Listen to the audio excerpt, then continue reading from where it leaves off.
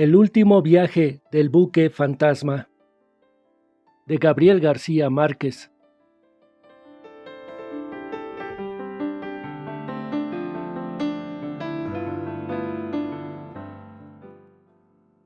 Ahora van a ver quién soy yo, se dijo, con su nuevo vozarrón de hombre, muchos años después que viera por primera vez el transatlántico inmenso, sin luces y sin ruidos, que una noche pasó frente al pueblo, como un gran palacio deshabitado,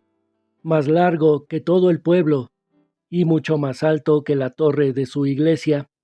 y siguió navegando en tinieblas hacia la ciudad colonial fortificada contra los bucaneros al otro lado de la bahía, con su antiguo puerto negrero y el faro giratorio, cuyas lúgubres aspas de luz, cada 15 segundos, transfiguraba el pueblo en un campamento lunar de casas fosforescentes y calles de desiertos volcánicos. Y aunque él era entonces un niño sin vozarrón de hombre, pero con permiso de su madre para escuchar hasta muy tarde en la playa las arpas nocturnas del viento,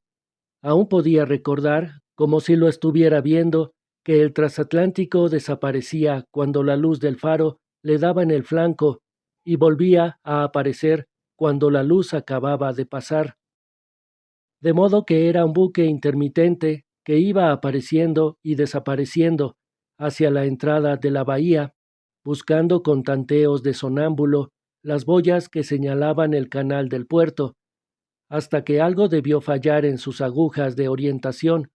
porque derivó hacia los escollos, tropezó, saltó en pedazos y se hundió sin un solo ruido. Aunque semejante encontronazo con los arrecifes era para producir un fragor de hierros y una explosión de máquinas que helaran de pavor a los dragones más dormidos en la selva prehistórica que empezaba en las últimas calles de la ciudad y terminaba en el otro lado del mundo.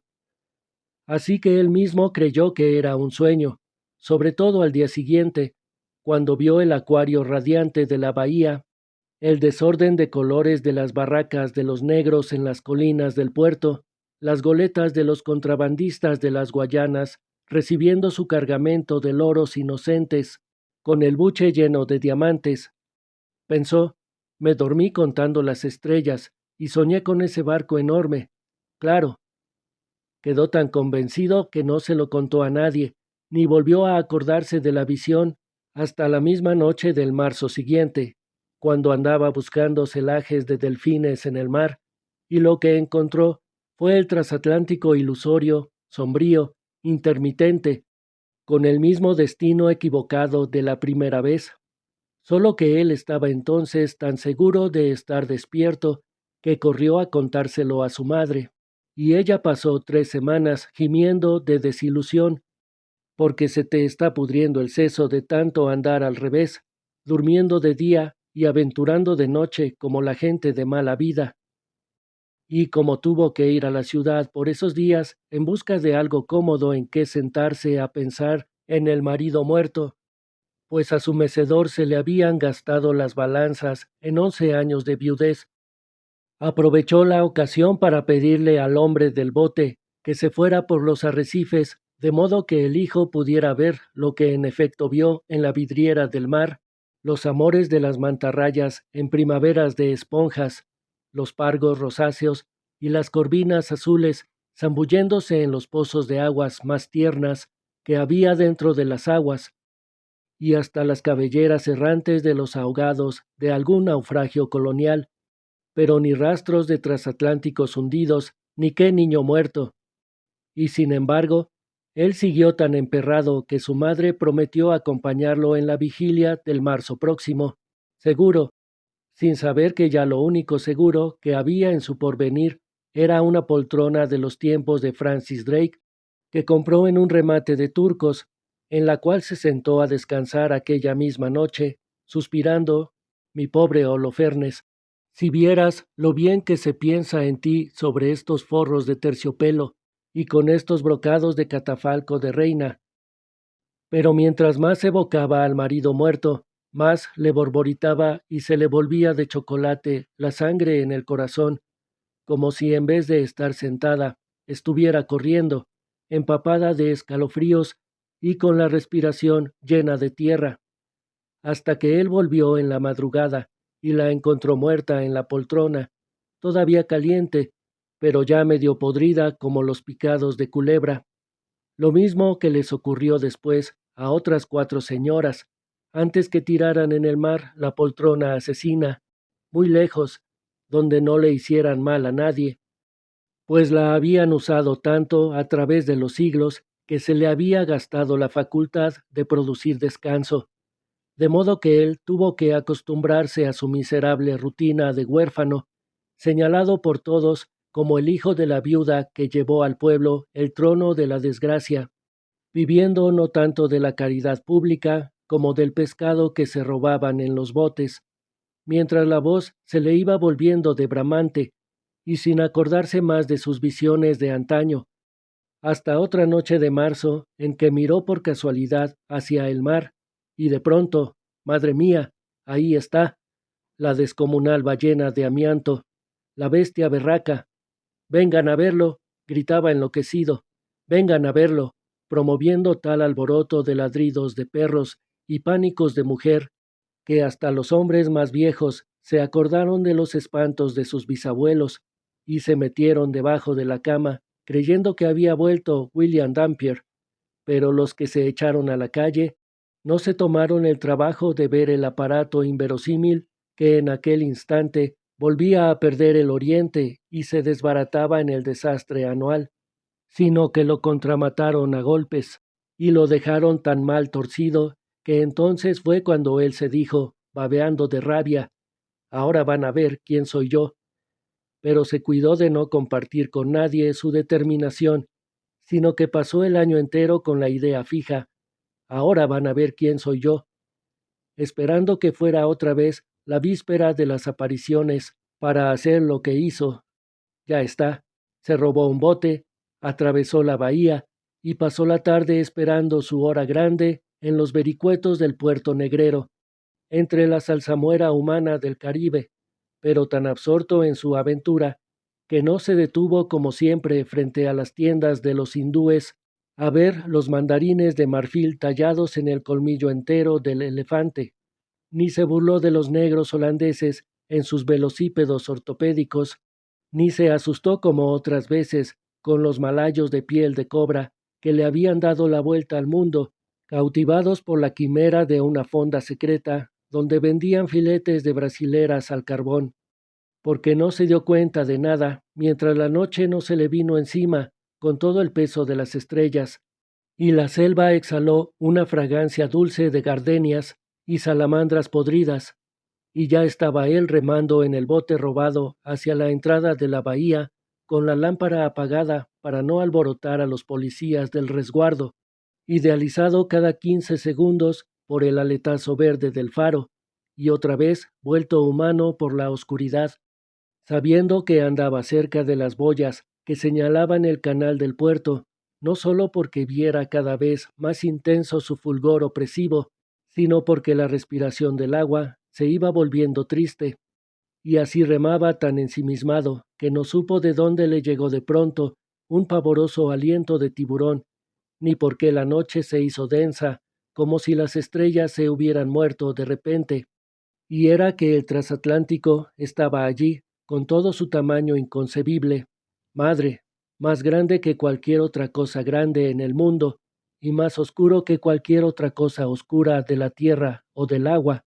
300.000 toneladas de olor de tiburón pasando tan cerca del bote que él podía ver las costuras del precipicio de acero, sin una sola luz en los infinitos ojos de buey, sin un suspiro en las máquinas, sin un alma,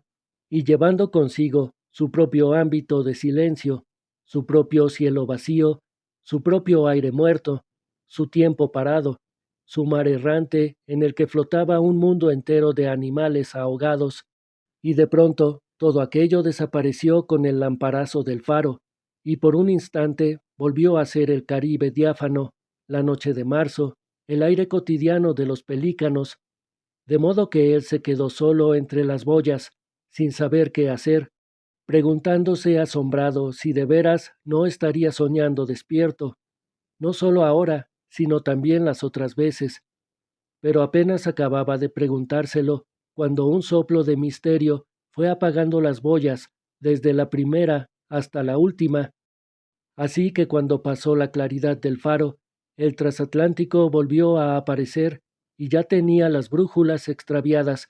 acaso sin saber siquiera en qué lugar de la mar océana se encontraba, buscando a tientas el canal invisible, pero en realidad derivando hacia los escollos, hasta que él tuvo la revelación abrumadora que aquel percance de las boyas era la última clave del encantamiento, y encendió la lámpara del bote, una mínima lucecita roja que no tenía por qué alarmar a nadie en los minaretes del resguardo, pero que debió ser para el piloto como un sol oriental, porque gracias a ella el transatlántico corrigió su horizonte y entró por la puerta grande del canal en una maniobra de resurrección feliz. Y entonces todas sus luces se encendieron al mismo tiempo, las calderas volvieron a resollar, se prendieron las estrellas en su cielo, y los cadáveres de los animales se fueron al fondo, y había un estrépito de platos y una fragancia de salsa de laurel en las cocinas, y se oía el bombardino de la orquesta en las cubiertas de luna y el tum-tum de las arterias de los enamorados de alta mar en la penumbra de los camarotes. Pero él llevaba todavía tanta rabia atrasada que no se dejó aturdir por la emoción ni amedrentar por el prodigio, sino que se dijo con más decisión que nunca que ahora van a ver quién soy yo, carajo, ahora lo van a ver. Y en vez de hacerse a un lado para que no lo embistiera aquella máquina colosal, empezó a remar delante de ella, porque ahora sí van a ver quién soy yo, y siguió orientando el buque con la lámpara hasta que estuvo tan seguro de su obediencia que lo obligó a descorregir de nuevo el rumbo de los muelles, lo sacó del canal invisible y se lo llevó de cabestro como si fuera un cordero de mar hacia las luces del pueblo dormido, un barco vivo e invulnerable a los haces del faro que ahora no lo invisibilizaban, sino que lo volvían de aluminio cada 15 segundos, y allá empezaban a definirse las cruces de la iglesia, la miseria de las casas, la ilusión, y todavía el transatlántico iba detrás de él, siguiéndolo con todo lo que llevaba dentro, su capitán dormido del lado del corazón, los toros de Lidia en la nieve de sus despensas, el enfermo solitario en su hospital, el agua huérfana de sus cisternas, el piloto irredento que debió confundir los farallones con los muelles, porque en aquel instante reventó el bramido descomunal de la sirena, una vez, y él quedó ensopado por el aguacero de vapor que le cayó encima, otra vez,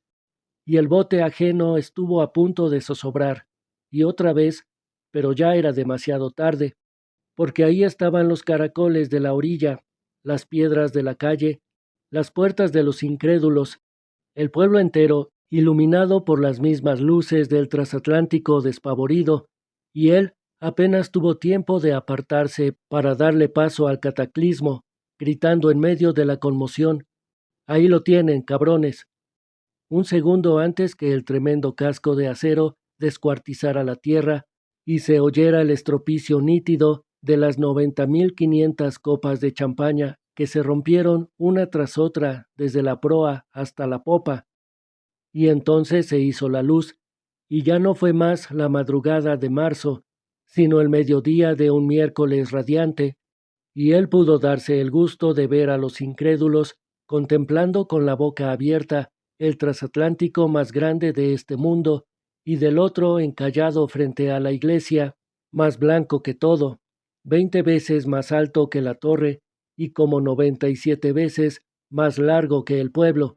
con el nombre grabado en letras de hierro, Al-Aqsiyah, y todavía chorreando por sus flancos las aguas antiguas y lánguidas de los mares de la muerte.